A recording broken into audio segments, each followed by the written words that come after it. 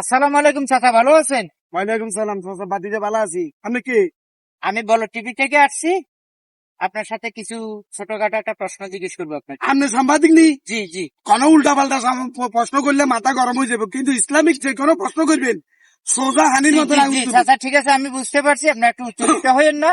আমরা ইসলামিক কিছু আপনাকে কোশ্চেন করবো, মাশাআল্লাহ মাশাআল্লাহ। ইনশাল্লাহ। আপনার প্রস্তুত তো? প্রস্তুত মানি আই রেডি, আই এক ফায়ে খারা। আচ্ছা চাচা, আপনি তো 5 ওয়াক্ত নামাজ কালাম পড়েন, তাই না? আলহামদুলিল্লাহ। শরীরটা সবসময় পাক থাকে, অজু কালাম করে থাকেন।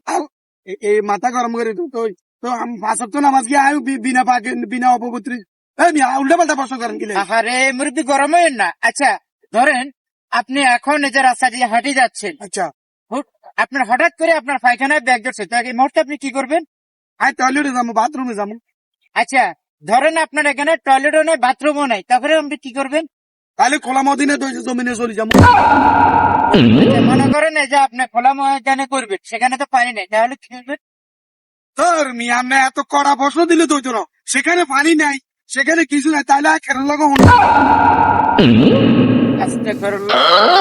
আচ্ছা মুরব্বী, আচ্ছা আচ্ছা ঠিক আছে। লুঙ্গির ভিতরে গুলে আরম নেই। আচ্ছা আচ্ছা আচ্ছা, আপনি কি বিবাহ করছেন? বিয়া না করলে আর মাইয়া আজকে কি আকাশে তুমি হইয়াই হয়েছে নেই। ও আচ্ছা আচ্ছা, 5টা মেয়ে, আলহামদুলিল্লাহ। আচ্ছা চাচা, আপনি